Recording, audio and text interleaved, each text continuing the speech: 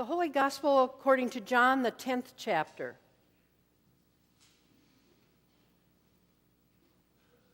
Jesus said, "Very truly I tell you, anyone who does not enter the sheepfold by the gate, but climbs in by another way, is a thief and a bandit. The one who enters by the gate is the shepherd of the sheep. The gatekeeper opens the gate for him, and the sheep hear his voice. He calls his own sheep by name and leads them out. When he has brought out all his own, he goes ahead of them. And the sheep follow him because they know his voice. They will not follow a stranger, but they will run from him because they do not know the voice of strangers." Jesus used this figure of speech with them, but they did not understand what he was saying to them.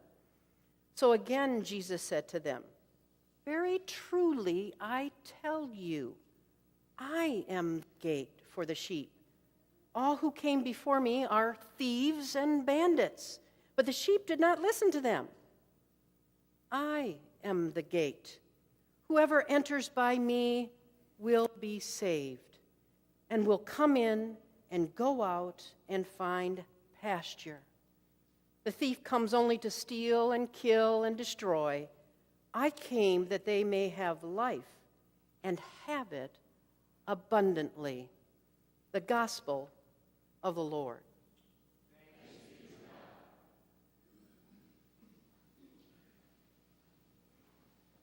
Good Shepherd Sunday. It's your hallmark on your wall here. It's important to you. It's a wonderful image. Every year we have a Good Shepherd Sunday, and it would be so easy to just indulge you in a wonderful pastoral sermon on the Good Shepherd and all he has done for us, all he has done to care for us, to love us, to protect us. And we could leave here feeling warmed by that image. But no, that's not today. Because we need to be challenged to get beyond that image once in a while and understand what it is the Good Shepherd expects from us. Now, the disciples who listened to Jesus' image and still they did not understand what he was saying to them, we're going to give them a pass. After all, they had been through a lot of transitions in their short time with this Good Shepherd. And so he was throwing another image at them, and they just couldn't absorb it. That's okay, we give them a pass. But it's 2,000 years later. We have had this image presented to us for many years, for those of us who have been in the church a long time, by wonderful expositions by a variety of pastors. But today, I want to get past the image of the Good Shepherd and challenge us to understand what the Good Shepherd expects from us. Let us not forget his role as the gate, as the protector, as the one who saves us and gives us life abundantly. But let us get to the point that the Good Shepherd wants us to move on in our lives. As 1 Peter says in the text, "For to this you have been called, because Christ also suffered for you, leaving you an example, so that you may follow in his steps." We need to learn shepherding behavior. First thing that shepherds do is they tend. They take care of those for whom they have a responsibility. The example of those among you who have tended to others through education, through nurturing, whether it's teaching or mentoring, confirmation leaders, edge volunteers, people who tend to others and care for them, are exhibiting shepherding behavior. mothers and fathers and grandparents and aunts and uncles and neighbors and people of faith. Example, shepherding behavior of tending. We tend to be able to do that more easily than some of the other behaviors maybe, because we as human beings have this intrinsic need to care for others. It's one of the things that is so affirming when we see that rise to the surface. We're good tenders given half a chance. We can love, and love deeply, those for whom we have a responsibility, whether it's young or as we age and look to our children to tend to us. Tending is a characteristic that comes not too difficult for us. But how about feeding as a shepherding behavior? Now, I want to make clear that I'm not also talking about tending to others. I'm also thinking about tending to us and our own needs, feeding others as we feed ourselves. So the interesting thing about feeding and nourishing is that you can tell a lot about a person by what they say and what they do and what they watch and what they share and what they pass on. They can see us and look to us and know a lot about us by how we react to events around us. Certainly young children can. I'm always amazed at my grandson who, when I drive him sometimes in the morning to preschool, he wants the music on and he will hear a phrase from a song and he says, "Oma, what does that mean?" I'm so glad it's on the Christian radio station because I usually can answer that question. So as we tend to others, as we feed others, as we nourish them, we need to look at what we are allowing to be seen, to be heard in the world around us, because it says a lot about who we are. About a year or so when I was at another parish filling in for a time, this lady came up to me during coffee hour and she says, "Boy, I got to tell you this interesting story. I had this most amazing flower out by my house. Huge thing. It grew way taller than I did. Loveliest flowers on the thing, and I didn't know what it was. So I called the Michigan State Extension, and they came down to take a look at it for me. And they said, 'Whoa, lady, you know what you have here? You have a prime example of hogweed.' And they said, 'It may be pretty, but it is toxic.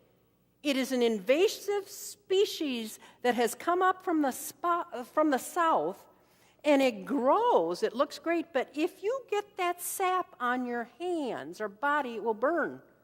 If you get it in your eyes, you can go blind.' Once again, something may look good, but what's in its sap is toxic. Animals got a hold of that. They would die. How do we feed those around us? How do we feed and nourish ourselves? With good things? With pretty things?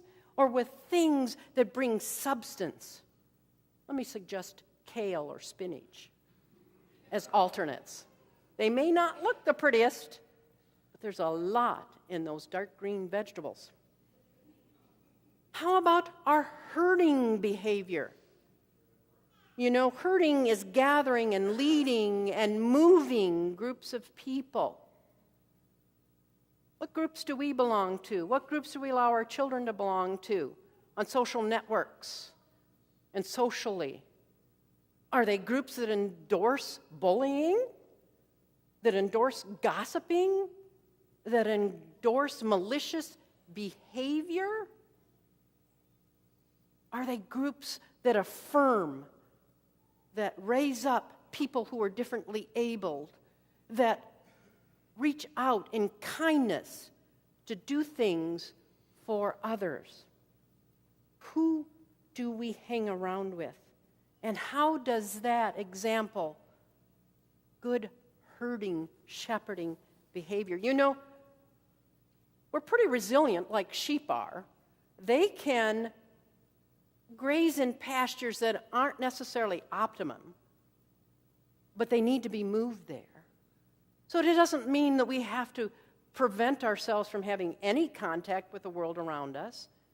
And that pasture that we find ourselves may be rough. But when it no longer nourishes us, like a shepherd would move his flock away from that pasture and say, this is not nourishing anymore.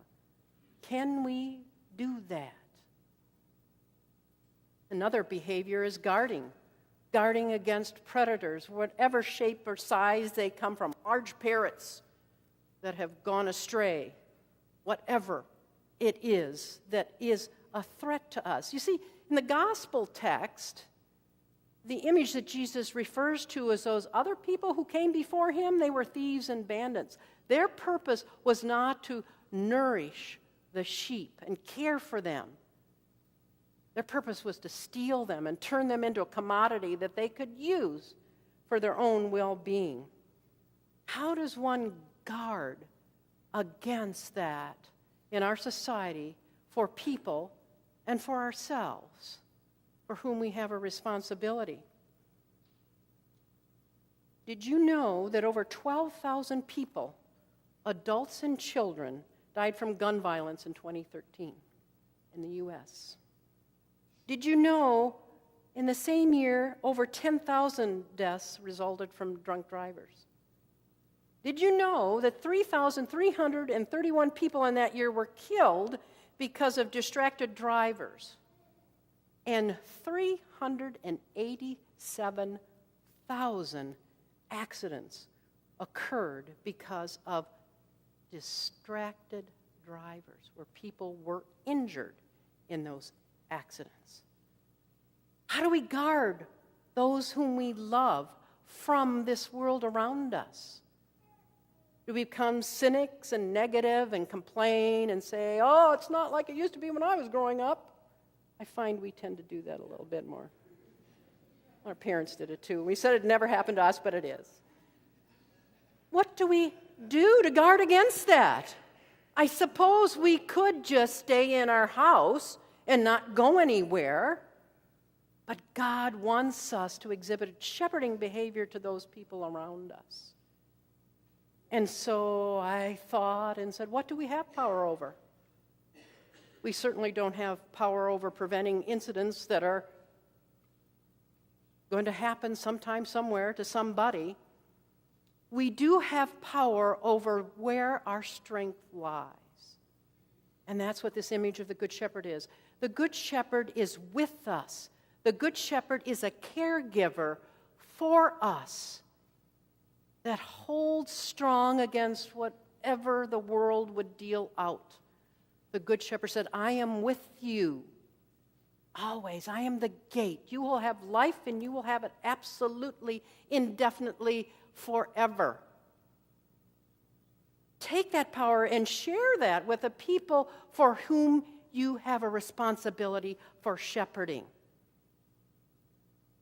An example, since Mother's Day, I was thinking of an example of a mother that I met in hospice on my hospice journey. She brought her daughter into hospice. Her daughter was 35 years old.